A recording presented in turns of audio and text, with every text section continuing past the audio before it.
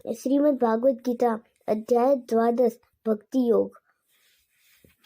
अर्जुन बोले, जो अनन्य प्रेमी भक्तजन पूर्वक प्रकार से निरंतर आपके भजन ध्यान में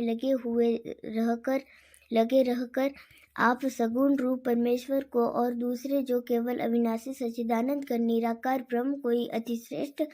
भाव से भजते हैं, उन दोनों प्रकार के उपासकों में अति उत्तम योग्यता कौन है? श्री भगवान बोले, मुझमें मन को एकाग्र करके निरंतर में जब मेरे भजन ध्यान में लगे हुए जो भक्तजन अतिशय श्रेष्ठ श्रद्धा से युक्त होकर मुझ सगुण रूप परमेश्वर को भजते हैं, वे मुझको योगियों में अति उत्तम योगी मान्य है। अर्जुन, परंतु जो पुरुष इंद्रियों के समुदाय को भली प्रकार वश में करके मन बुद्धि से परे सर्वव्यापी अकथनीय स्वरूप और सदा एक रस रहने वाले नित्य अचल निराकार अविनाशी सच्चिदानंद घन ब्रह्म को निरंतर एक ही भाव में से ध्यान करते हुए भजते हैं, वे संपूर्ण भूतों के हित में रत और सब में समान भाव वाले योगी मुझको ही प्राप्त होते हैं। उन सच्चिदानंद घन निराकार ब्रह्म में आसक्त चित्त वाले पुरुषों के साधन में परिश्रम विशेष है, क्योंकि देहाभिमानियों द्वारा अव्यक्त विषय गति दुख पूर्वक प्राप्त की जाती है। परंतु जो मेरे परायण रहने वाले भक्तजन संपूर्ण कर्मों को मुझ में अर्पण करके मुझ सगुण रूप परमेश्वर को ही अनन्य भक्ति योग से निरंतर चिंतन करते हुए भजते हैं, हे अर्जुन, उन मुझ में चित्त लगाने वाले प्रेमी भक्तों को मैं शीघ्र ही मृत्यु रूप संसार समुद्र से उद्धार करने वाला होता हूँ। मुझ में मन को लगा और मुझ में ही बुद्धि को लगा, इसके उपरांत तू मुझ में ही निवास करेगा, इसमें कुछ भी संशय नहीं है। यदि तू मन को मुझ में अचल स्थापन करने के लिए समर्थ नहीं है, तो हे अर्जुन, अभ्यास रूप योग द्वारा मुझको प्राप्त होने के लिए इच्छा कर। यदि तू उपयुक्त अभ्यास में भी असमर्थ है, तो केवल मेरे ही कर्म करने के ही परायण हो जा। इस प्रकार मेरे निमित्त कर्मों को करता हुआ भी मेरी प्राप्ति रूप सिद्धि को ही प्राप्त होगा। यदि मेरी प्राप्ति रूप योग के आश्रित होकर उपयुक्त साधन को करने में भी तू असमर्थ है, तो मन बुद्धि आदि पर विजय प्राप्त करने वाला होकर सब कर्मों के फल का त्याग कर। मर्म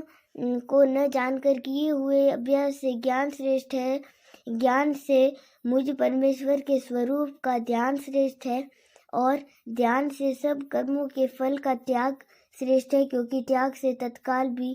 तत्काल ही परम शांति होती है। जो पुरुष सब भूतों में द्वेष भाव से रहित, स्वार्थ रहित, सबका प्रेमी और हेतु रहित दयालु है, तथा ममता से रहित, अहंकार से रहित, सुख दुखों की प्राप्ति में सम और क्षमावान है, अर्थात अपराध करने वाले को भी अभय देने वाला है, तथा जो योगी निरंतर संतुष्ट है, मन इंद्रियों से ही शरीर को वश में किए हुए और मुझ में ही दृढ़ निश्चय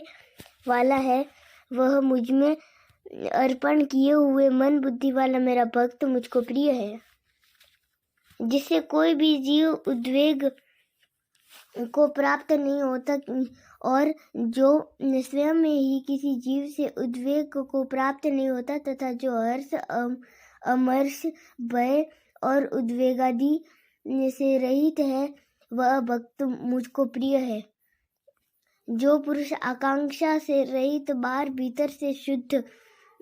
चतुर, पक्षपात से रहित और दुखों से छूटा हुआ है, वह सब आरंभों का त्यागी मेरा भक्त मुझको प्रिय है।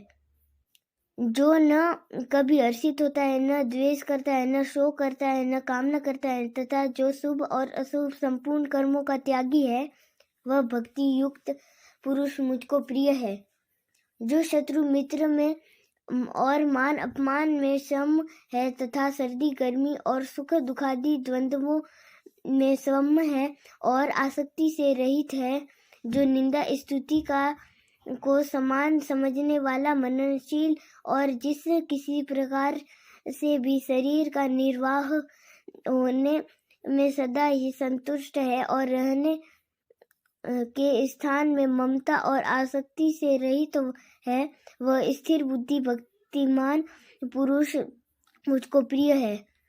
परंतु जो श्रद्धा युक्त पुरुष मेरे परायण होकर इस ऊपर कहे हुए धर्मम्य अमृत को निष्काम प्रेम भाव से सेवन करते हैं, वे भक्त मुझको अतिशय प्रिय है।